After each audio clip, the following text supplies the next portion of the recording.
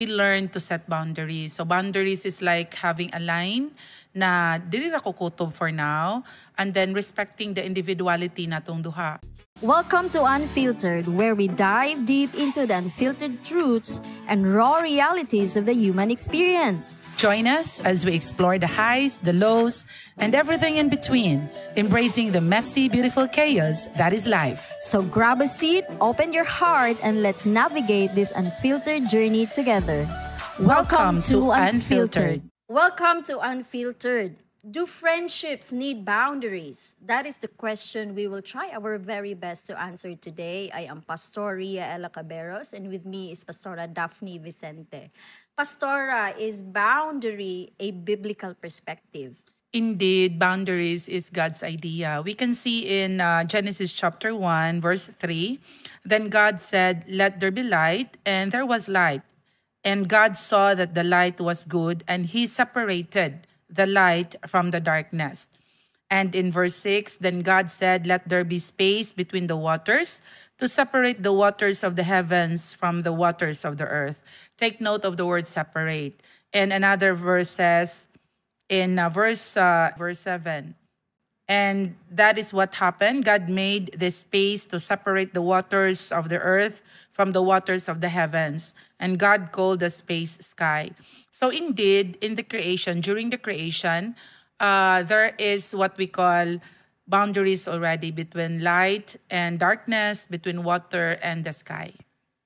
Okay, Pastora.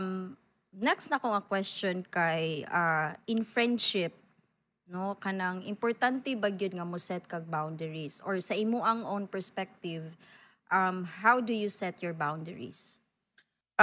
Boundaries in friendship is very important tungod kay para sa pareha sa ato ang friendship, nakita nako nga nilahutay siya for years. It's like 30 years nga friendship tungod kay we learn to set boundaries. So boundaries is like having a line na dili ra ko kutob for now, and then respecting the individuality natong duha. Kay for example, we are two different people, lahi-lahi ta og background, lahi-lahi tag personality. And nakatabang og ayo ang boundaries for us to be able to express our individuality sa friendship, no? So and so much more nga daghan kaayo og kanang advantages kung naay boundaries. Para sa ako, Pastora, no, kay ang boundaries very important nato i-understand na ang pwede nimo i-control is ikaw. No, kanang I cannot set boundary for others or my friend, but I can only set boundary para sa akong self. Like, diri ra ko taman. So, Pastora, with regards to individuality, no, sama sa imong gingon kaniha, we are different people man. Kanang, how do you approach that? Like, for example, imong friend in ani siya din, ay, dili man ko inana. Ang tendency manggod nato, no, is we wanted na kung kinsa ta, atong friend gusto po nato ingana sadya. No, natay tendency na kanang mao man ni ako, so dapat mo adjust ka kung kinsa ko. And mo na siya makahatag og kanang conflict ba, more conflict bitaw kay ang boundaries manggod, it is really understanding na mao ni ako and kani akong friend mao ni siya. And when you understand that, definitely, pag naay separation bitaw, kay boundaries like in Genesis chapter 1, no, naay separation na gibuhat ang Ginoo. So, when we understand this, ang mas masabtan nimo kung kinsang imong friend, and mas kabalo po ka sa kamuhatag sa iya sa mga butang or sa time or sa pagsabot, kay nasabtan nimo iyang individuality. Ingana. And sa ako, Pastora, no, unsa man ang imo apong madugang with regards to kanabitang characteristics sa boundaries sa friendship? Okay. Very important sad no na i-consider nato is the boundary promoting accountability.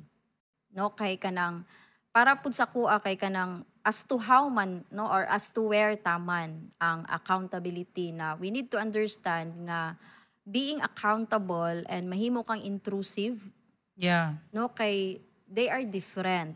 So on my part, like for example, when we were still single, lahi akong accountability towards you. Like kanang murag na ako'y say, no? Murag na ako'y say sa tanang butang.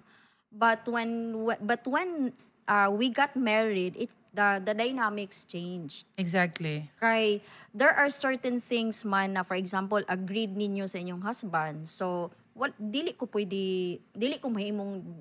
dapat mahimong accountable ana. So I think kailangan lang ako ang draw sa line of accountability. I am accountable to you and for you with regards you being my friend, not you being a wife or being a mother. I think dira siguro mo draw sa line sa accountability or as the need arise. Kaya diba there are certain things na kanang mas mas makarelate ta, for example, because we are both mothers or we are both women. So kana siguro, Pastora. And there are friendship, Pastora, no, na notice na ako, or maybe kita po at some point ni Agi siguro taog toxicity. No, kanang unsa naman ni murag nega na kaayo ba. So when it comes to boundaries, Pastora, kanang unsaon man nato para ma-protect nato atong mga kaugalingon from injury of being toxic.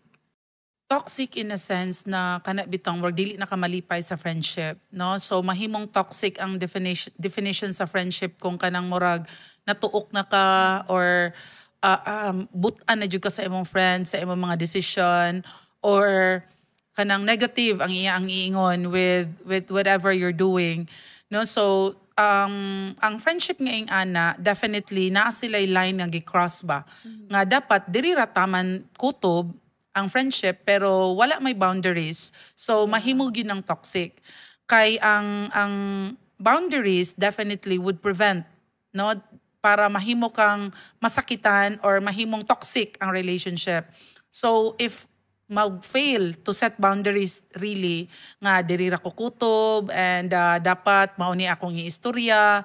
No, kay usahay man gud kong friend nato, like definitely ako personally, no, with my husband as a friend, sometimes magsalig ko kay naamang gud nay gipirmahan, no, kasal man mi. So di gud mi ani dali-dali magbulag. And usahay kana unfair kaayo kay kanang atong words di na bitaw nato kanang bantayan. No, kay syempre husband man na nato. So ang atong husband dapat friend man sad nato. Yeah. Pero a lot of times di ta ka set og boundaries kay husband man ni nako. Yeah. So pwede kung may mong toxic sa iya, tanang negative, tanang sakit, pwede nimo mastorya. The same with the husband to the wife. But that hurts the relationship.